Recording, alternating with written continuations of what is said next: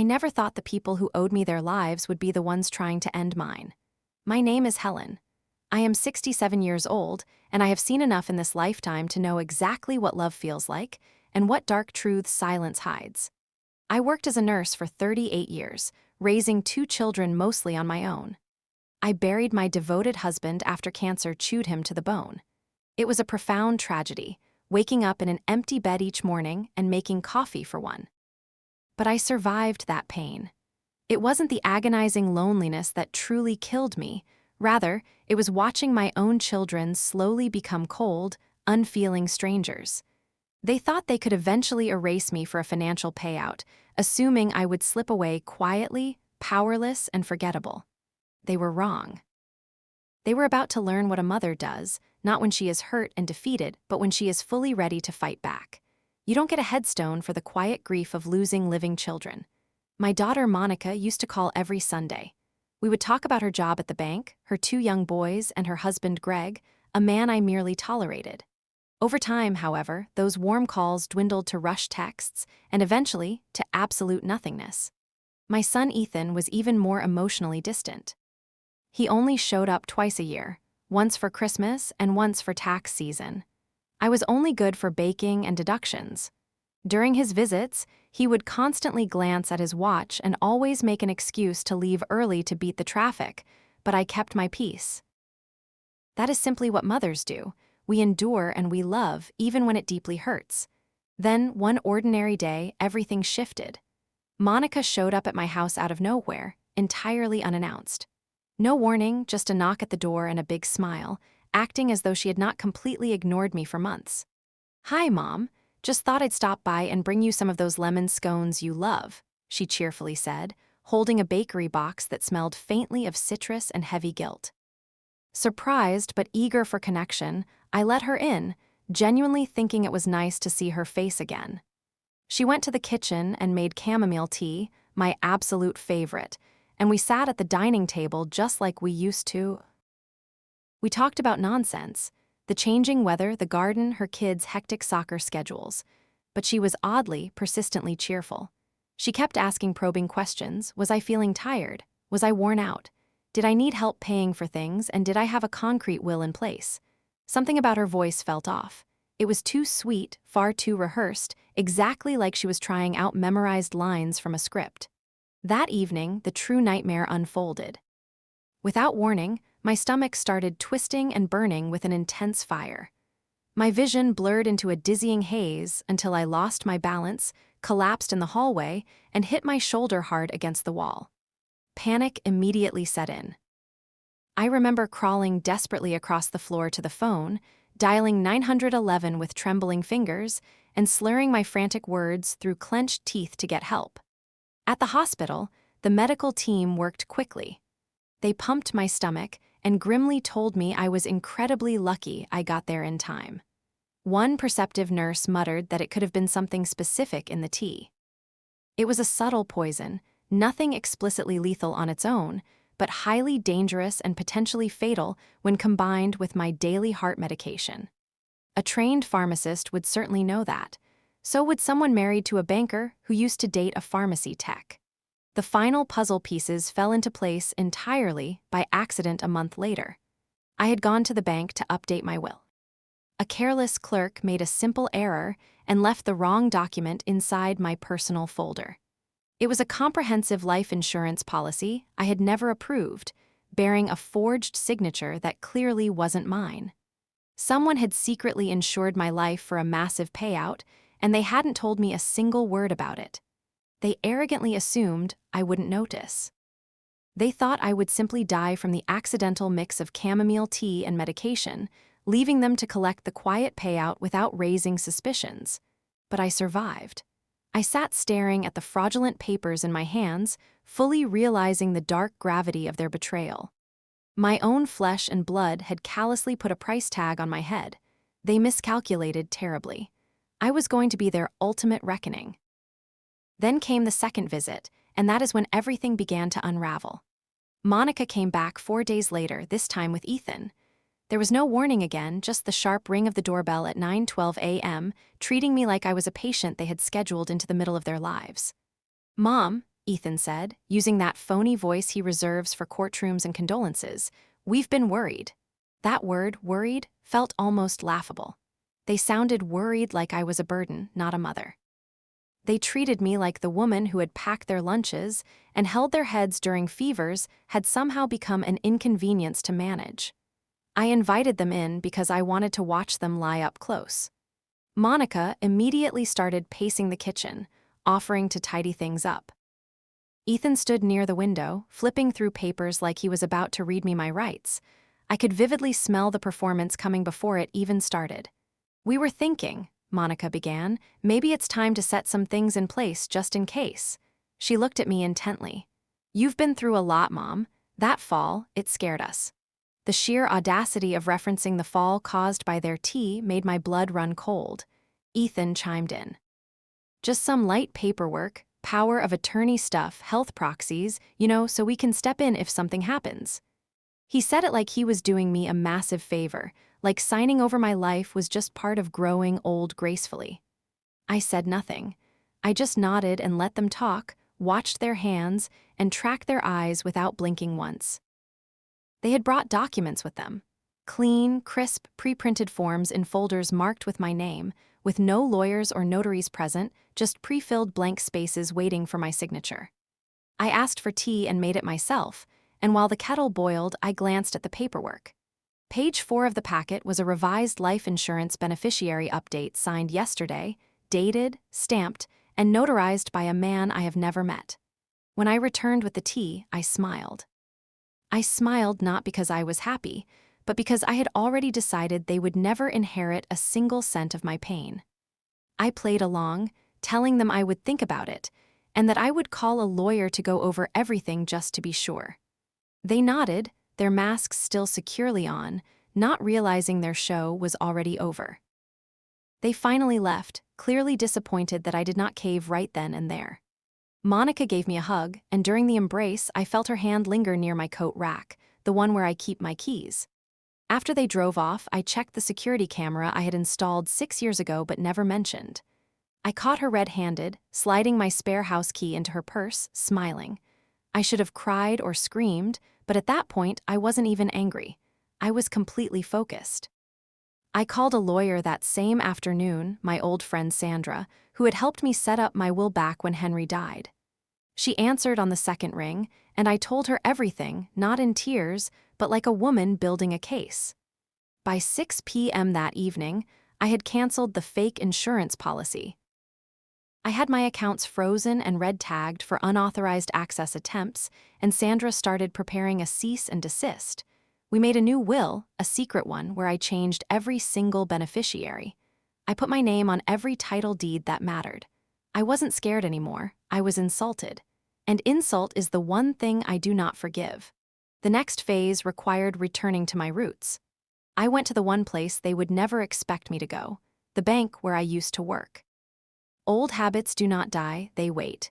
When I was a nurse, I dealt with pain, and when I was a mother, I gave everything I had. But before that, in my 20s, I worked the front office in a small bank branch, long before people trusted apps and screens with their savings. I knew exactly what paperwork looked like when it was faked. I knew how people used polite language to hide sinister intent, and I knew how to read financial statements like scripture. So, I asked for my full transaction history from the past 18 months. I requested all accounts, every name linked, and every signature captured digitally. It took less than 10 minutes to find the first crack.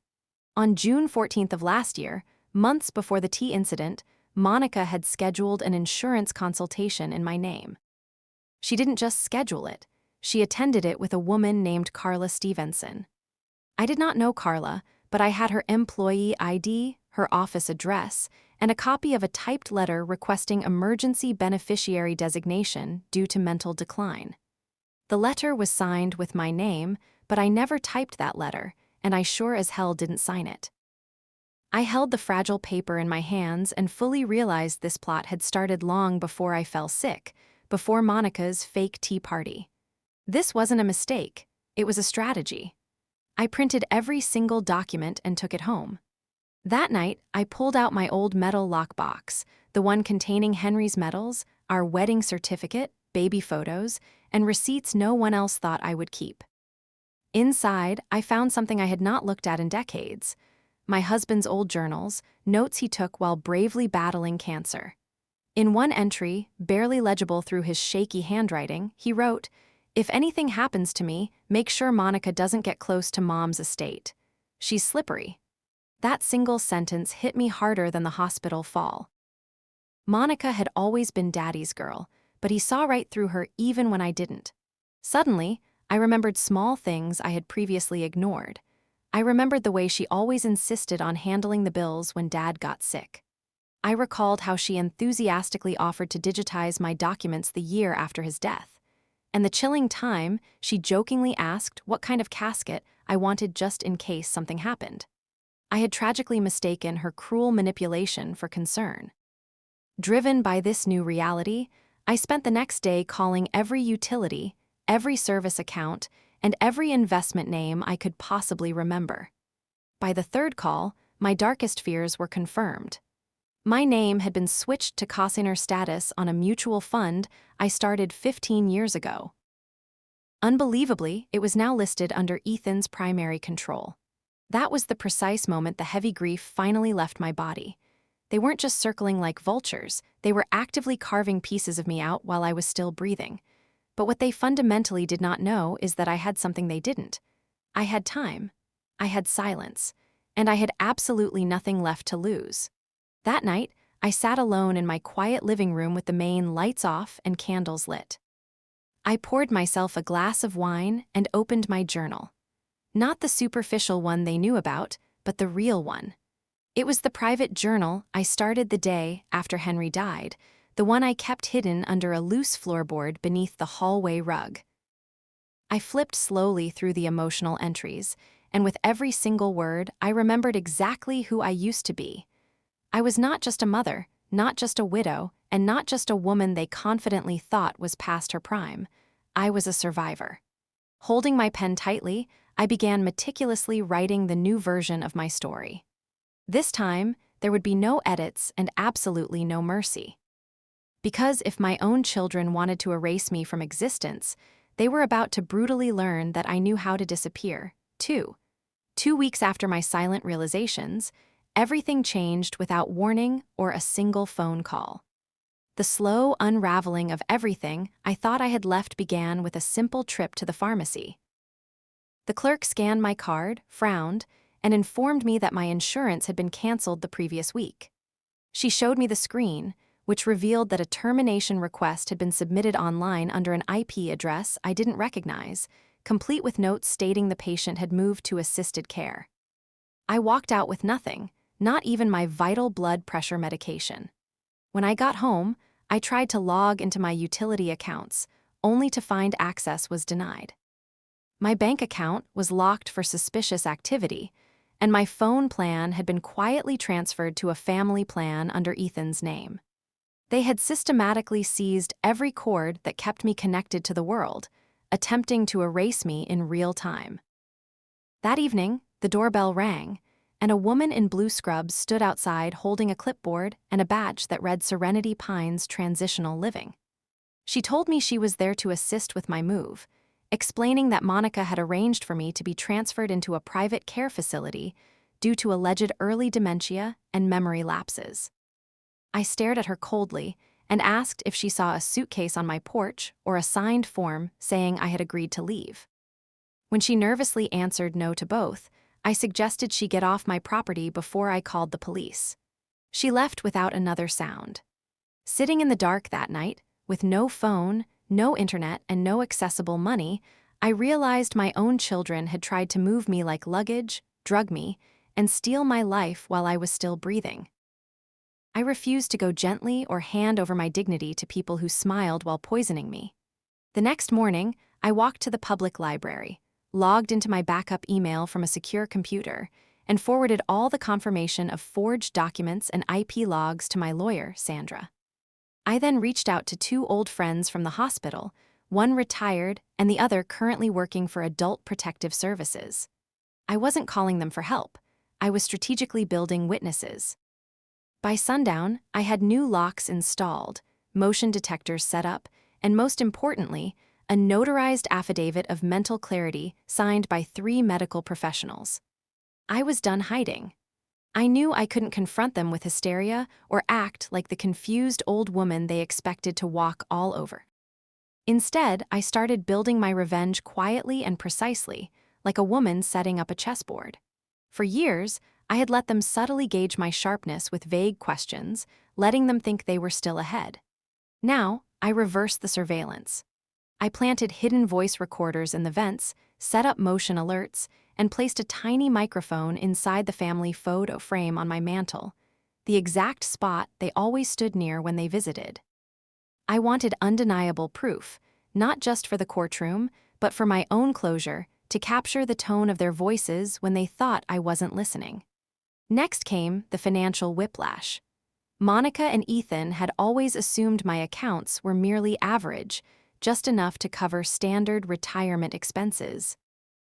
They didn't know about the stock account I had started in 1999, the lucrative land I bought in Oklahoma under a trust name, or the antique collection in my basement that was worth more than both of their mortgages combined.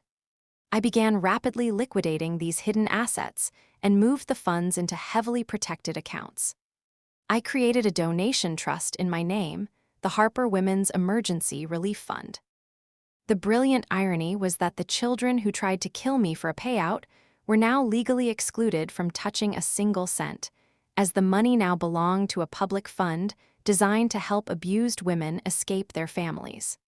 Once the trap was flawlessly built, all I had to do was invite them in. I called Monica just once, keeping my voice intentionally soft and weak, telling her I missed the boys and wasn't feeling well. I suggested that maybe she had been right all along, and it was finally time to talk about signing those papers. She bit the bait like a starving wolf, eagerly promising to come by that weekend with Ethan to serve as a witness.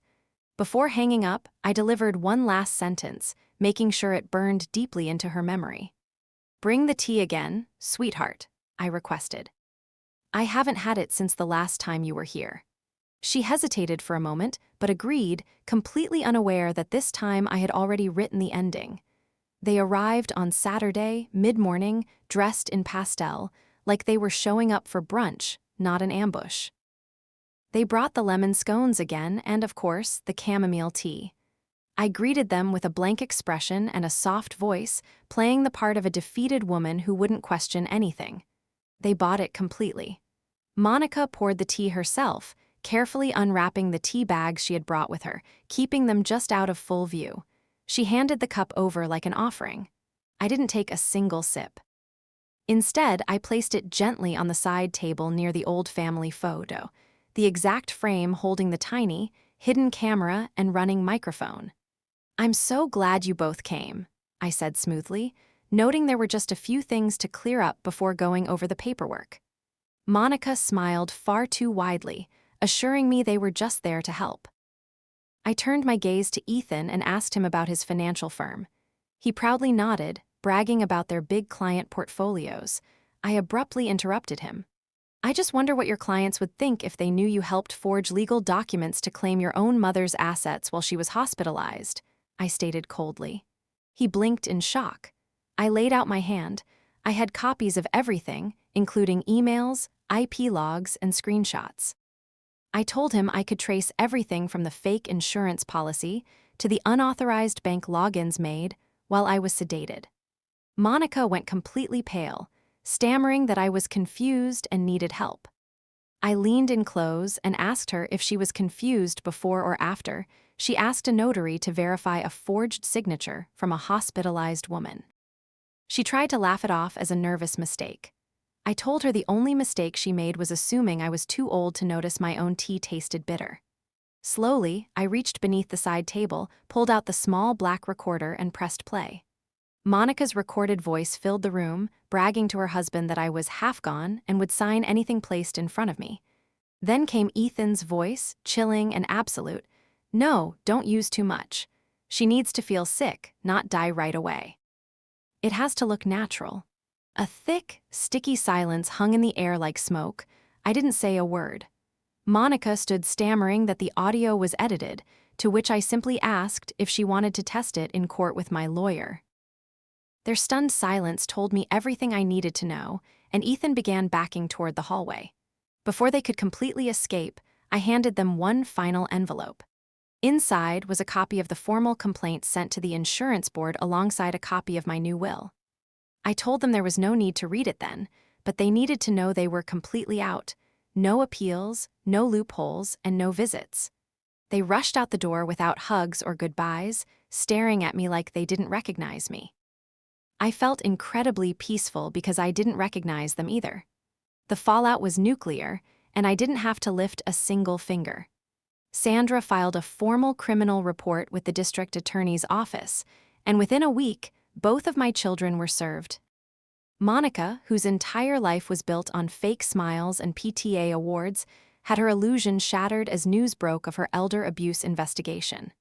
She was forced to step down from her job. Rumors spread fast in Ethan's finance world. Corporate clients pulled out, and his firm quietly reassigned him. They had tried to end me for my money, but instead, I used my money to end them publicly, legally, and permanently. 3 weeks later, I held a small dinner for the people who had truly stood beside me: my lawyer Sandra, my neighbor Mrs. Ellis, and my old nurse friend. Surrounded by warm soup and warm hands, I signed the final version of my new will with a steady hand. I left every asset, bond, and acre of land to women's shelters, legal aid funds, and a scholarship in my late husband's name for children who lost parents to betrayal. Sandra eventually published an op-ed under my name, and the story went viral. Hundreds of women reached out to tell me I gave them the courage to speak. My children underestimated the wrong woman. They thought I would slip away quietly, unaware and powerless. They tried to erase me, and instead, they made me unforgettable. DOCX+4. A valuable lesson for the listener. Helen's harrowing journey leaves us with a profound truth. Never mistake silence for weakness, and never underestimate the quiet strength of someone who has nothing left to lose. Often in life, the people closest to us may try to take advantage of our kindness, assuming our love makes us blind or compliant. However, true empowerment comes from setting unbreakable boundaries and refusing to be a victim of circumstance. Helen did not react with explosive rage. She responded with calculated precision and immense self-worth. If you find yourself surrounded by toxic behavior or betrayal, remember that you do not have to accept the narrative others try to force upon you. Protect your peace, safeguard your future, and remember that it is never too late to rewrite your own story and turn your deepest pain into your greatest purpose.